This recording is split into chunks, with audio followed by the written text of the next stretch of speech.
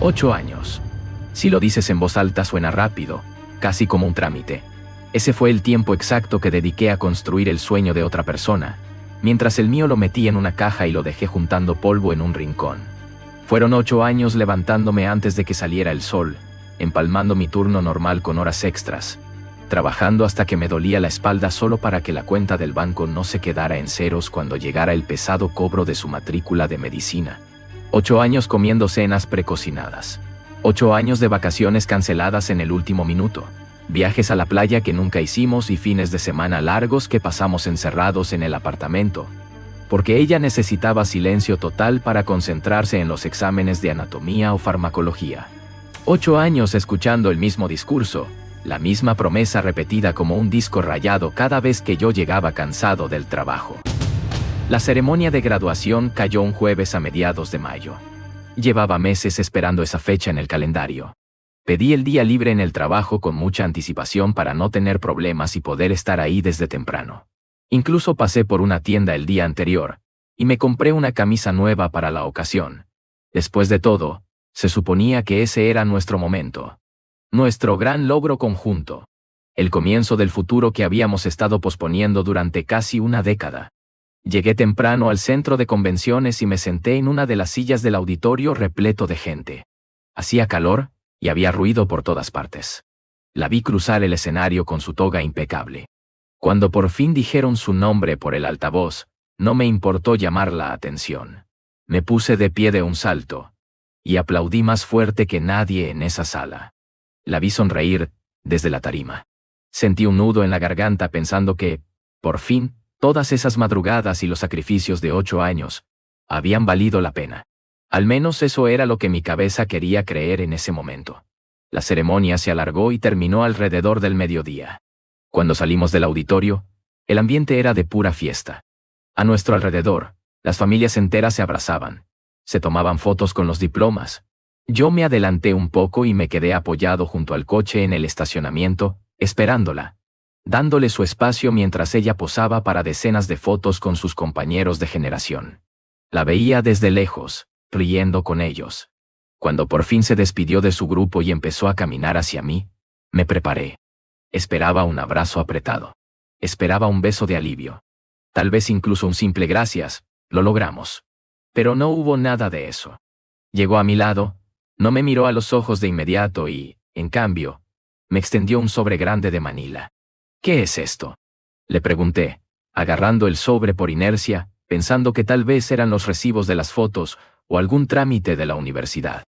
Papeles del divorcio, me respondió ella, con un tono de voz tan plano y casual, como si me estuviera diciendo que iba a llover por la tarde.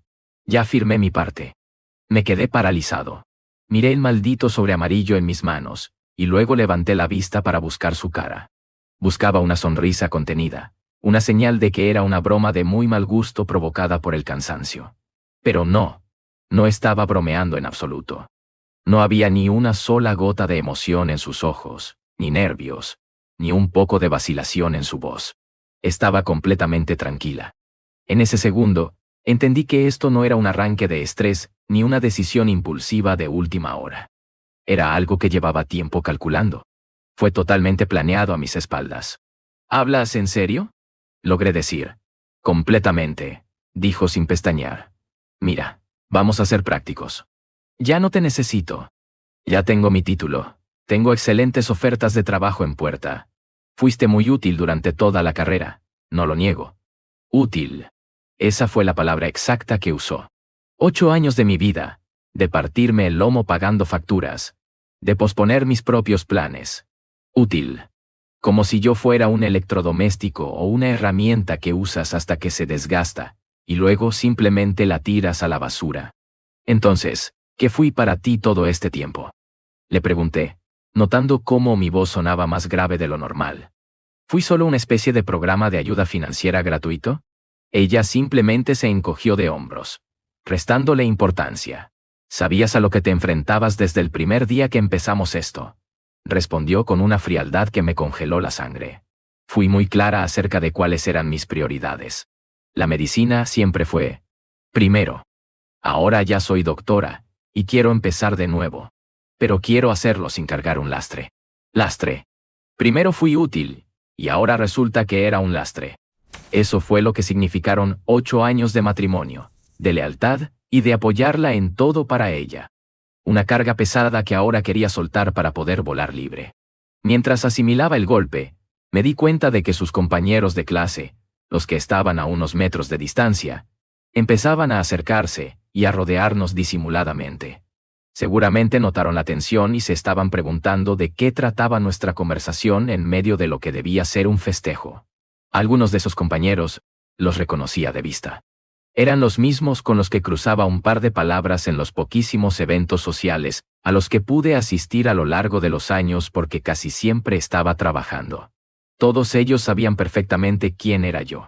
Sabían que yo era el esposo. El tipo que se quedaba haciendo horas extras para poder pagar la matrícula y los libros de su amiga. Volví a mirar el sobre. Lo abrí despacio y saqué las hojas grapadas. Empecé a hojear los papeles del divorcio ahí mismo. Me di cuenta de que su abogado ya había rellenado todo con lujo de detalle. Había dividido nuestros bienes de la manera más descarada posible. Reclamó el coche que ella quería dejándome a mí sin opciones, e incluso tuvo la audacia de poner nuestro apartamento como suyo exclusivamente, justificándolo bajo la excusa de que, como doctora, pronto ganaría mucho dinero y podría mantenerlo sin problema. A mí me estaba tocando básicamente nada. El mínimo absoluto que exigía la ley para que el trámite pasara. Has pensado bien todo esto, ¿verdad? Lo tenías fríamente calculado. No soy tonta. Me soltó directo a la cara, enderezando la postura. Sé muy bien lo que quiero y lo que me conviene ahora. Tomé aire. Miré a su alrededor. Vi a sus compañeros observándonos como si fuéramos un espectáculo barato. Vi a las demás familias que reían y celebraban cerca, totalmente ajenas a mi mundo derrumbándose. Y luego miré a la mujer que tenía enfrente. La mujer a la que yo había mantenido y cuidado durante 8 largos años. Y que en ese preciso momento me estaba desechando en un estacionamiento como si fuera un libro de texto viejo y usado del que ya no podía sacar más notas. Sentí como la tristeza desaparecía de golpe, siendo reemplazada por una claridad absoluta. Entonces hice algo que no se esperaba. No le grité. No le reclamé nada. En su lugar, metí la mano en el bolsillo interior de mi camisa. Saqué un bolígrafo. Apoyé los papeles sobre el techo del coche y firmé mi nombre en cada maldita página, donde había una línea punteada. Lo hice sin detenerme a leer el resto de las cláusulas, sin temblar, justo allí, bajo el sol del estacionamiento, frente a la mirada chismosa de sus colegas de medicina. Di por terminado nuestro matrimonio con exactamente la misma indiferencia con la que ella había empezado toda esta conversación. Ahí tienes, le dije, juntando las hojas y devolviéndole los papeles firmados junto con el sobre de Manila. Felicidades por tu flamante graduación y por tu divorcio rápido. Se quedó muda. Literalmente se le quedó la boca abierta y los ojos muy abiertos. Estaba esperando drama. Estaba preparada para que yo le suplicara que lo pensara, que me enojara y le reclamara por los años perdidos. Tal vez que hiciera una escena para ella quedar como la víctima madura de la situación. Lo que obtuvo fue una cooperación totalmente eficiente, fría y mecánica. Y eso le rompió su guión. ¿Eso es todo?, preguntó por fin, titubeando un poco. ¿De verdad no vas a pelear por esto? ¿Ni siquiera vas a intentar convencerme de que me quede? La miré de arriba a abajo una última vez. ¿Por qué carajos pelearía por alguien que me acaba de llamar lastre en mi cara? Le respondí, sin subir el volumen de la voz, pero asegurándome de que cada palabra sonara clara y definitiva. Me di media vuelta de inmediato y me alejé del coche. La dejé ahí plantada, clavada en el asfalto del estacionamiento, sosteniendo su valioso diploma universitario en una mano, y los papeles de nuestro divorcio recién firmados en la otra. A mis espaldas, a los pocos segundos, podía oír claramente a sus amigos y compañeros cuchicheando entre ellos. Pero no me importó. No miré hacia atrás ni por un segundo. No levanté la voz, no insulté a nadie. No armé ningún maldito escándalo. Simplemente empecé a caminar. Salí de ese estacionamiento con la cabeza en alto y salí de su vida por completo. 3 días después del numerito en el estacionamiento de la graduación, simplemente desaparecí. Me esfumé sin dejar rastro. No solo saqué mis cosas del apartamento esa misma tarde, sino que me borré por completo de todo el estado. Mientras ella probablemente estaba sentada en algún lado, tal vez celebrando con sus colegas y esperando que yo volviera arrastrándome en un par de días, yo estaba ejecutando el acto de desaparición más completo, limpio y definitivo de toda mi vida. Lo verdaderamente bueno de haber estado casado con alguien que nunca, jamás en 8 largos años, se dignó a prestarle un solo segundo de atención a las finanzas del hogar, era que no tenía ni la más mínima idea de lo que yo realmente controlaba. Ella daba por hecho que se quedaba con nuestro apartamento porque, claro, estaba a punto de ganar dinero a manos llenas por ser doctora, lo que la muy genio no sabía, porque nunca se molestó en revisar un maldito recibo o estado de cuenta, era que yo había estado pagando la renta exclusivamente desde mi cuenta personal durante los 2 últimos años. El contrato de alquiler del lugar estaba firmado única y exclusivamente a mi nombre. Legalmente, en ese lugar, ella era solo una invitada. Pasé esos 3 días liquidando con absoluta frialdad todo lo que realmente importaba. Fui al banco, cerré las cuentas conjuntas que teníamos y transferí hasta el último centavo de mi mitad a un banco nuevo. Llamé y di de baja todos y cada uno de los servicios públicos que estaban a mi nombre: la luz, el agua, el gas. Transferí mi número de teléfono a otra compañía de inmediato para que cualquier rastro quedara cortado de raíz. Incluso me tomé el tiempo y la molestia de cancelar la suscripción de Netflix que a ella tanto le gustaba usar para desconectarse después de estudiar. El sábado por la mañana, muy temprano antes de que saliera el sol, cargué en la parte trasera de mi camioneta lo único que verdaderamente tenía un valor para mí. Todo lo demás, los muebles que compramos juntos, la televisión, se los dejé ahí tirados. Mi destino fue una ciudad al otro lado del país. No elegí ese lugar porque tuviera vínculos familiares, amigos o alguna oferta de trabajo esperándome allí, sino exactamente por lo contrario. Quería empezar de cero, desde los cimientos. El apartamento que encontré cuando llegué era sumamente sencillo. Nada del otro mundo.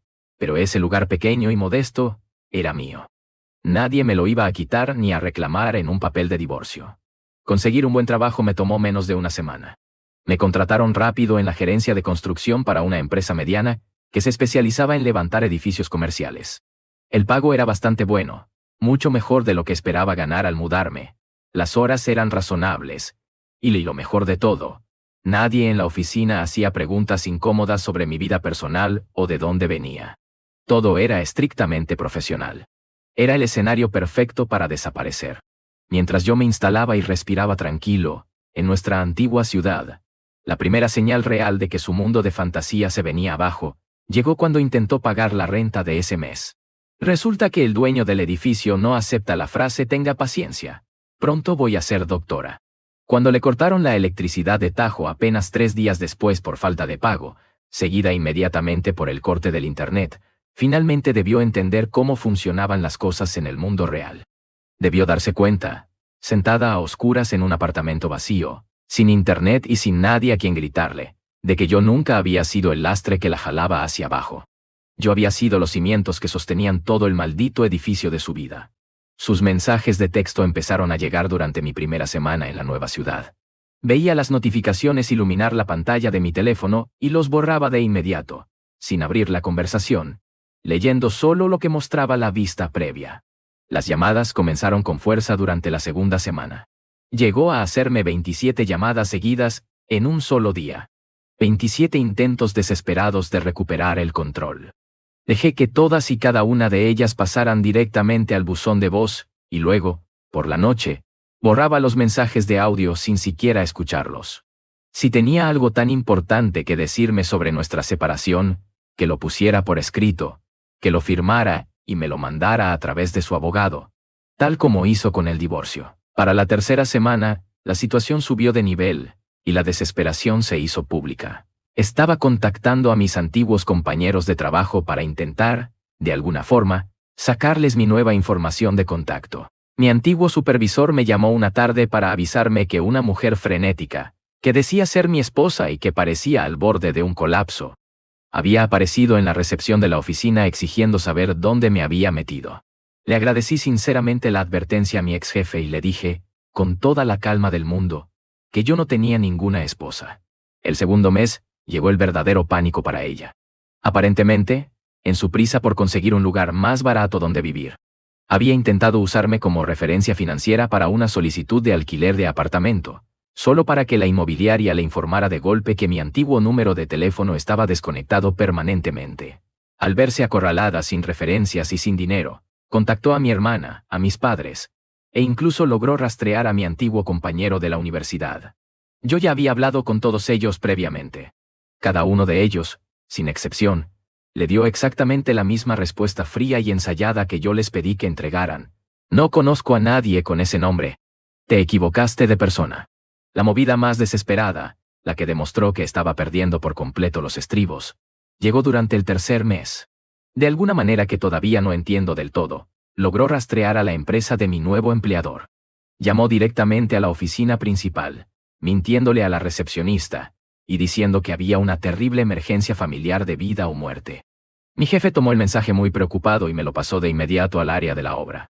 Lo miré a los ojos y le dije la más pura verdad, que no tenía ninguna emergencia familiar porque no tenía ninguna familia registrada con ese apellido. Él era un tipo muy listo. Lo entendió perfectamente con solo ver mi expresión de hartazgo, y silenciosamente tecleó en su computadora y marcó el número de ella en el sistema de la empresa para bloquearlo definitivamente. Lo que ella no se daba cuenta, mientras gastaba toda su energía y su tiempo libre intentando encontrarme, era lo mucho que yo estaba disfrutando mi nueva vida sin ella. La ciudad me quedaba a la perfección, me sentía cómodo caminando por sus calles. Hasta el café barato de las mañanas me sabía mejor. La gente aquí se ocupaba de sus propios asuntos, y a nadie le importaba lo que hicieras con tu tiempo libre. Y lo más importante, ya nadie en mi casa esperaba que yo sacrificara mi presente, mi dinero y mi tranquilidad por el futuro incierto de otra persona. Me uní a un grupo local de senderismo que quedaba para hacer rutas largas todos los fines de semana en las montañas. Empecé a tomar clases nocturnas de gerencia avanzada de proyectos para seguir creciendo en mi carrera profesional. Incluso comencé a salir de nuevo, a tener citas, aunque nada serio al principio. Estaba simplemente redescubriendo lo que se sentía sentarse frente a alguien y tener conversaciones normales. Pláticas relajadas que no giraran obsesivamente en torno al maldito estrés de la Facultad de Medicina. Quejas sobre los profesores injustos o los horarios absurdos de los exámenes. Fue entonces cuando conocí a una mujer en la cafetería de una librería. Era todo lo que mi exesposa no era ni sería jamás. Tenía su propia carrera consolidada como diseñadora gráfica, trabajaba duro, pagaba sus propias cuentas sin esperar que yo sacara la billetera en cada salida, y parecía genuinamente interesada en escuchar mis pensamientos, mis gustos y mis opiniones. Una tarde, cuando finalmente le dije de frente que me había divorciado recientemente, y que había dejado todo mi pasado atrás, ella no hizo un drama ni un interrogatorio. Simplemente asintió con la cabeza. Le dio un sorbo a su bebida y dijo con total naturalidad: «Qué bien que supieras cuándo era el momento exacto de alejarte». Fue un alivio absoluto escuchar eso. Cero drama. Cero análisis de lo que salió mal en mi relación pasada. Cero sugerencias de tomar terapia de pareja o de dar segundas oportunidades. Solo la aceptación madura de que a veces los matrimonios se terminan y que seguir adelante, cortando por lo sano, es la opción más saludable que uno puede tomar. Para cuando llegó el 6º mes de mi mudanza, me di cuenta de algo revelador. Había dejado por completo de revisar si mi exesposa había intentado contactarme de alguna forma. Había borrado ese hábito de mi mente. Había construido una rutina sólida y reconfortante, que no tenía absolutamente nada que ver con sus horarios rotativos en el hospital, sus preferencias egoístas sobre qué comer o sus necesidades constantes de atención.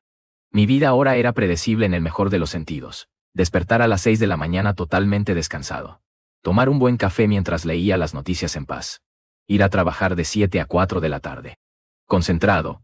Pasar al gimnasio o ir de senderismo después del trabajo para quemar energía. Y terminar el día cenando con mis nuevos amigos o pasando una noche tranquila en mi casa leyendo un buen libro. Era una vida simple. Una vida inmensamente tranquila. Una vida 100% mía. La absoluta ironía de toda esta situación no se me escapaba para nada cuando pensaba en ello. Mientras ella probablemente les contaba historias y mentiras a sus nuevos colegas en el hospital, sobre su valiente nuevo comienzo como doctora soltera.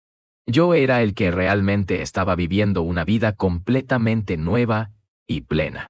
Yo era el que caminaba ligero, sin un lastre pesado que me arrastrara constantemente hacia abajo, sin nadie durmiendo a mi lado que tratara mis sacrificios diarios como si fueran simples conveniencias temporales. Ella fue la que exigió empezar de nuevo con una pizarra limpia en aquel estacionamiento. Bueno, yo le di exactamente eso. Pero le di algo más que definitivamente no se esperaba al firmar esos papeles. Una pizarra completamente vacía. Un vacío total. Justo en el lugar donde antes solía estar yo resolviéndole la vida. 3 años después de mi mudanza, vivía mucho mejor que en los 8 años completos que duró mi matrimonio. Lo que yo no sabía era que, a 3 años de haber empezado su carrera médica, mi exesposa estaba descubriendo que la realidad tiene un sentido del humor bastante pesado. De todo esto me enteré tiempo después a través de un conocido en común. Aparentemente, su nuevo comienzo no salió según lo planeado. Resulta que ser doctora recién graduada no traía la riqueza ni el prestigio instantáneos que ella imaginaba. Su salario inicial como residente era miserable, apenas un poco más de lo que yo ganaba en la construcción. Gracias a mis turnos dobles, ella salió de la universidad sin deudas estudiantiles. Sin mí para subsidiarle el 100% de sus gastos, empezó a ahogarse en deudas de tarjetas de crédito y préstamos personales solo para intentar mantener el estilo de vida cómodo al que yo la tenía acostumbrada. El apartamento que reclamó con tanta soberbia en el divorcio se volvió una pesadilla financiera en menos de 6 meses. Quemó sus ahorros antes de su primer cheque y terminó aceptando a 2 compañeras de piso para poder llegar a fin de mes, compartiendo el espacio que tanto le había emocionado tener solo para ella. Mientras tanto, yo prosperaba. La empresa me ascendió a gerente de proyectos senior. Mi salario subió significativamente y manejaba proyectos comerciales grandes. Compré una casa con un jardín decente. Nada lujoso, pero completamente mía. Sin hipotecas conjuntas ni tener que pedir permiso para gastar. El grupo de senderismo se convirtió en el centro de mi círculo social. Estaba en la mejor forma de mi vida y mi relación con la diseñadora gráfica iba en serio. Llevábamos juntos más de 1 año. Ella tenía su casa, su coche y su cuenta de ahorros. Todo era equilibrado. Pagábamos a medias y ambos aportábamos por igual. El punto de quiebre para mi exesposa aparentemente llegó en su 2.º año de residencia. Su coche se averió con problemas de motor que salían más caros que el valor del auto. En el pasado, eso habría sido mi problema a resolver. Ahora lo enfrentaba sola, con las tarjetas al límite. Tuvo que usar el transporte público durante 3 meses antes de calificar para un préstamo y comprar un coche usado. Esa experiencia despertó su urgencia por encontrarme. Primero probó en redes sociales, pero yo había eliminado todas mis cuentas. Luego contactó amigos en común, pero la mayoría me dio la razón en el divorcio, y no le dijeron nada.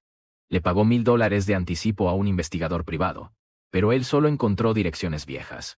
El avance real llegó cuando ella abusó de su acceso a las bases de datos médicas. Buscó registros de empleo hospitalario en varios estados, cruzando mi nombre con el rubro de la construcción. Un chequeo de rutina que me hice por el seguro de mi empresa saltó en su búsqueda. Encontró el hospital, la ciudad y mi lugar de trabajo. El acoso empezó un martes de marzo. 17 llamadas perdidas de un número desconocido. Luego los mensajes de texto. Sé que estás recibiendo esto, necesitamos hablar, cometí un error. Los borraba sin leer. Las llamadas siguieron por 2 semanas desde distintos números. Las bloqueaba en cuanto reconocía el patrón. 17 llamadas el martes, 23 el miércoles. Estaba cada vez más desesperada. El viernes llamó al teléfono fijo de mi trabajo. La recepcionista me avisó que una mujer que decía ser mi esposa afirmaba tener una emergencia familiar. Le dije que la despachara y que le dijera que yo estaba fuera de la ciudad por 2 semanas. Mi supervisor me contó que la mujer esperó 3 horas en el vestíbulo y dejó una nota. En la nota decía que debíamos discutir nuestro futuro. El fin de semana se dedicó a conducir por la ciudad, buscando mi camioneta. Abordó a un amigo de mi grupo de senderismo en una cafetería, mostrándole mi foto. Mi amigo me avisó de inmediato y le pedí que si la volvía a ver, fingiera no conocerme. El lunes pasó a una estrategia más pública. Llenó los grupos de Facebook de la ciudad y las aplicaciones de vecinos con el mismo mensaje. Busco a mi esposo. Perdimos el contacto. Ayúdenme a reconectarme. Mi novia me mostró la publicación mientras preparábamos la cena. La foto que usó era viejísima. En los comentarios, la gente la destrozaba señalando que, si un hombre desaparece de forma tan radical, definitivamente es por una buena razón. El miércoles consiguió mi dirección.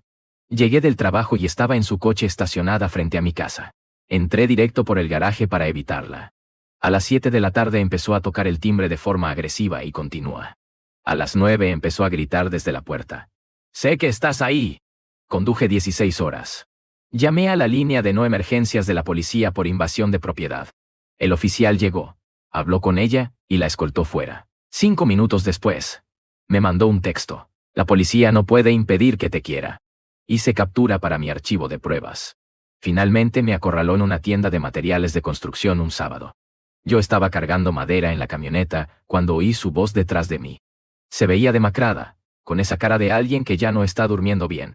Me pidió 5 minutos para disculparse. Tuviste 8 años. Los agotaste en un estacionamiento hace 3 años. Empezó a hablar rápido, atropellándose sola. Que el estrés, que la presión, que no había pensado bien las cosas. No sabes en lo que se convirtió mi vida, dijo. Podemos intentarlo de nuevo. Podemos ir a terapia. La dejé terminar. No la interrumpí. Dime algo, le pregunté. ¿En realidad te arrepientes de haberme llamado lastre? ¿O de haberte dado cuenta de que este lastre era lo único que mantenía tu vida en pie? Se quedó en silencio un segundo. Bajó la mirada. Me equivoqué, murmuró. Me equivoqué contigo, con todo. Podemos arreglarlo. Podemos volver a lo que teníamos. Negué apenas con la cabeza. No. Nosotros no teníamos nada. Le respondí, sin subir la voz. Tenías un sistema funcionando. Yo pagaba, tú avanzabas. Eso no era una relación. Era un acuerdo que usaste hasta que no te sirvió. Intentó acercarse un poco más. Tú no eras así, me dijo. Estás diferente. Claro que estoy diferente, le respondí.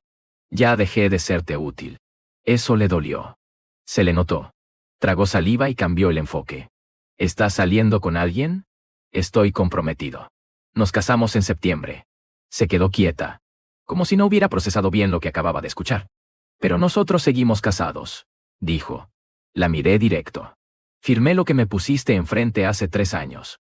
Ahí mismo en ese estacionamiento. ¿Te acuerdas o ya borraste esa parte también de tu memoria? Se le llenaron los ojos de lágrimas. Puedo cambiar, dijo. Puedo hacer las cosas bien ahora. Puedo valorarte de verdad. Solté una pequeña exhalación, más de cansancio que de enojo. Ese es el problema, le dije. Ahora sí puedes, porque ya no tienes nada. Hice una pausa breve, lo justo para que le cayera el peso de mis palabras. La persona que está conmigo ahora me eligió cuando aún tenía opciones, no cuando se quedó sin ellas. No respondió. No tenía con qué. Me giré para subir a la camioneta, pero antes de cerrar la puerta la miré una vez más. La próxima vez que encuentres a alguien valioso, no lo tires pensando que siempre vas a conseguir algo mejor. 2 semanas después, hizo su último intento. Apareció en mi trabajo diciendo en recepción que era doctora y que traía información urgente sobre mi salud. Mi jefe me llamó. Bajé al vestíbulo sin prisa. Ahí estaba. Más desgastada que la última vez. La miré un segundo y fui directo al punto. ¿Emergencia médica?, le dije. ¿No te alcanzó con mentir que ahora también vienes a inventar? Saqué un sobre y se lo puse en la mano. Esto es lo primero. Una orden de restricción. A partir de ahora, cualquier intento de contacto deja de ser incómodo y pasa a ser un problema legal. No dijo nada. Solo miraba el sobre como si no terminara de entender. Saqué el segundo. Y esto es lo segundo. Lo abrió apenas. Reconoció de inmediato lo que era. Es una invitación, le dije, sin cambiar el tono. Me caso. Levantó la vista. Mi prometida sabe todo de ti, y está tranquila. ¿Sabes por qué? No respondió. Porque entiende algo que tú nunca hiciste. Que amar a alguien es elegirlo todos los días. No mantenerlo cerca mientras decides si aparece alguien mejor. Los de seguridad ya estaban atentos a unos metros. Ella apretó la invitación entre las manos. ¿Alguna vez me vas a perdonar? La miré sin rabia. Ya te perdoné, le dije. Por eso ya no hay absolutamente nada aquí. No añadí nada más. Los guardias la escoltaron hacia la salida, y yo me quedé ahí unos segundos. 6 meses después, me casé en una ceremonia íntima. No hicimos grandes promesas. Hicimos algo mucho más simple, y más difícil. Elegirnos todos los días. Ella quería un nuevo comienzo de cero, sin lastre. Yo no discutí. No peleé. No insistí. Le di exactamente lo que pidió. Un espacio limpio. Sin mí. Y ambos estábamos por fin, completamente libres. No olvides suscribirte a tu canal preferido de historias. Crónicas de Reddit.